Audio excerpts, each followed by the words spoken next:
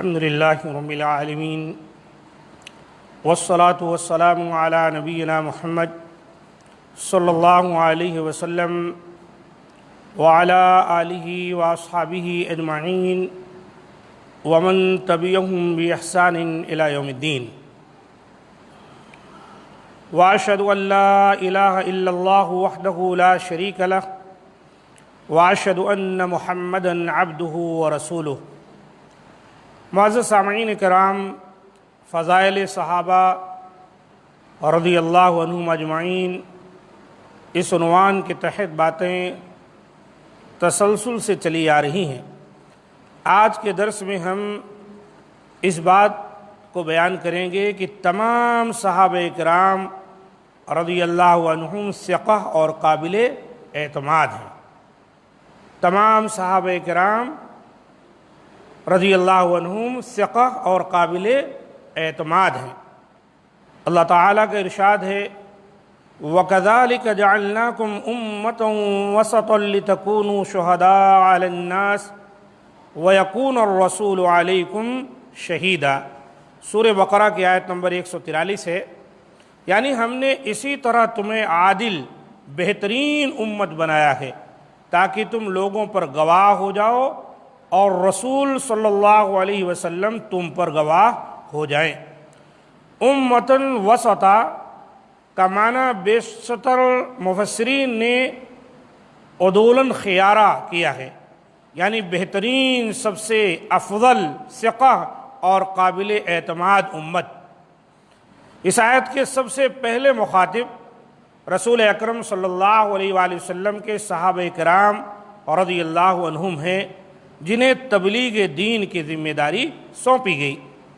اس بات کو امام ابن کثیر رحمۃ اللہ علیہ نے اپنی تفسیر میں ذکر کی ہے، اور اسی طرح تفسیر جامع البیان، تفسیر القرطبی وغیرہ میں بھی یہ باتیں آئی ہوئی ہیں۔ اللہ تعالیٰ نے ایک مقام پر فرمایا کنتم خیر امۃ اخرجت للناس تأمرون بالمعروف وتنہون عن المنکر وتؤمنون باللہ۔ تم بہترین امت ہو جو لوگوں کے لیے پیدا کی گئی ہو، تم نیک باتوں کا حکم دیتے ہو اور برے کاموں سے روکتے ہو اور اللہ تعالیٰ پر ایمان رکھتے ہو۔ یہ سورہ آل عمران کی آیت نمبر 110 ہے۔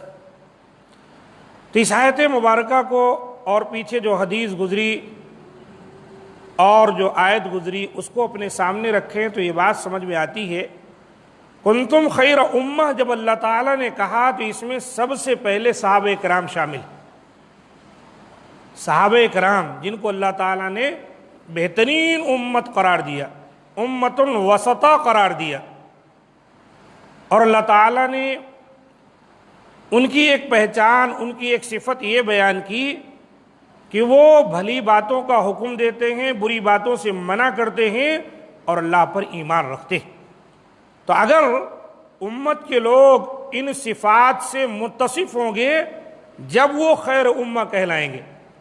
اگر یہ جو دعوت دین اور جو تبلیغ ہے اس کو ترک کر دیں گے، ان صفات کے حامل نہیں بنیں گے، تو پھر وہ خیر امہ جو اللہ نے ان کو مقام دیا ہے اس سے گویا کہ ہٹا دیے گئے، یا اس لقب سے وہ ملقب ہونے کے قابل نہیں ہیں۔ اور آج اکثریت ہم مسلمانوں کی یہی ہے، برائیوں کو دیکھتے ہیں، خاموش رہتے ہیں، بھلی بات کا حکم دینا تو دور کی بات ہے۔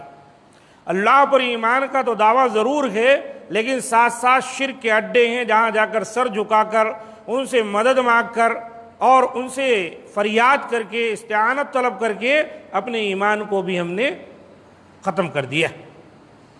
رسول اکرم صلی اللہ علیہ وسلم نے حجۃ الوداع کے موقع پر صحابہ کرام رضی اللہ عنہم کے جمع غفیر کو مخاطب کر کے فرمایا تھا الا لیبلغ الشاہد منکم الغائب، خبردار تم میں جو یہاں پر موجود ہے وہ غیر حاضر تک دین پہنچائے، جو میں کہہ رہا ہوں اس کو پہنچائے۔ آپ غور کریں، سب سے پہلے نبی صلی اللہ علیہ وسلم سے جنہوں نے اس بات کو سنا اور امت تک پہنچایا وہ کون تھے؟ وہ یہی صحابہ کرام رضی اللہ عنہم اجمعین تھے۔ یہ حدیث بخاری میں بھی اور مسلم میں آئی ہوئی ہے۔ ان آیات کریمہ اور اس حدیث نبوی سے ثابت ہوا کہ صحابہ کرام رضی اللہ عنہم امین اور ثقہ اور قابل اعتماد ہیں، تبھی تو انہیں تبلیغ دین جیسا اہم فریضہ سونپا گیا، ورنہ اگر وہ امین اور ثقہ نہ ہوتے تو انہیں یہ ذمہ داری نہ سونپی جاتی۔ اس کے علاوہ اللہ تعالیٰ نے امۃ وسطہ کے بعد لِتَكُونُوا شُهَدَاءَ عَلَى النَّاسِ فرمایا، تاکہ تم لوگوں پر گواہ ہو جاؤ۔ غور کرو، تاکہ تم لوگوں پر گواہ ہو جاؤ۔ سب سے پہلے مخاطب کون تھے؟ صحابہ کرام تھے، جو سارے لوگوں کے لیے گواہ بنیں گے۔ اس کا یہ معنی ہے کہ اللہ کے ہاں ان کی گواہی قابل قبول ہے، اور یہ بھی ان کے عدول، ثقہ اور قابل اعتماد ہونے کی پکی دلیل ہے، ورنہ ایسا نہ ہوتا تو ان کی گواہی بھی قابل قبول نہ ہوتی۔ امام قرطبی سورۃ الفتح کے آخری آیت محمد الرسول اللہ والذین معہ اشداء علی الکفار رحماء بینہم کی تفسیر میں لکھتے ہیں کہ تمام کے تمام صحابہ کرام رضی اللہ تعالی عنہم اجمعین عدول، ثقہ اور قابل اعتماد ہیں، اللہ کے اولیاء اور اس کے برگزیدہ بندے ہیں، اور انبیاء اور رسول علیہ السلام کے بعد اس کی مخلوق میں سب سے افضل ہیں۔ انبیاء اور رسول کے بعد اللہ کی مخلوق میں سب سے افضل ہیں۔ یہی اہل سنت والجماعت کے ائمہ کا مذہب ہے، جبکہ ایک فرقے کا کہنا یہ ہے کہ نہیں، یہ بات نہیں، صحابہ کرام رضی اللہ عنہم بھی عام لوگوں کی طرح ہیں، اس لیے ان کے ثقہ ہونے کے بارے میں بحث کرنا ضروری ہے۔ لیکن ایسے لوگوں کا یہ مذہب مردود ہے، کیونکہ اللہ تعالیٰ نے ان سے اپنی رضامندی کا اعلان اور ان کے لیے جنت و مغفرت کا وعدہ فرمایا ہے۔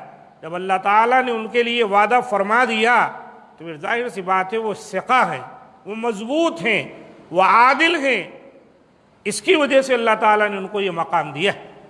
تو جو لوگ صحابہ کرام کو عام لوگوں کی طرح سمجھنے کی کوشش کرتے ہیں، ان کی بہت بڑی غلطی ہے۔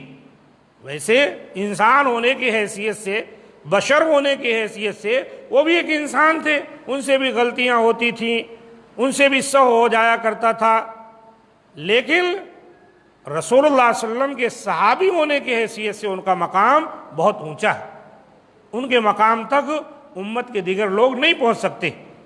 اس لیے صحابہ کرام کی شان کو ہم کو اور آپ کو سمجھنا ہے۔ قرآن اور سنت دونوں ان کی شان کو بیان کرتے ہیں اور اس پر دلائل موجود ہیں۔ اب اگر کوئی ان صحابہ کرام کی شان میں گستاخی کرتا ہے، بعض کو ان میں سے نعوذ باللہ لعن طعن کا تختہ مشق بنا لیتا ہے اور سب و شتم کرتا ہوا نظر آتا ہے، تو ایسے لوگ کبھی بھی سیدھی ڈگر پر، صراط مستقیم پر نہیں ہو سکتے، اور یہ لوگ قرآن و سنت کے مخالف ہیں۔ کیوں؟ قرآن و سنت تو انہی نفوس قدسیہ کے ذریعے ہم تک اور آپ تک پہنچا ہے۔ جب انہی کو داغدار کر دیں گے، انہی کی شان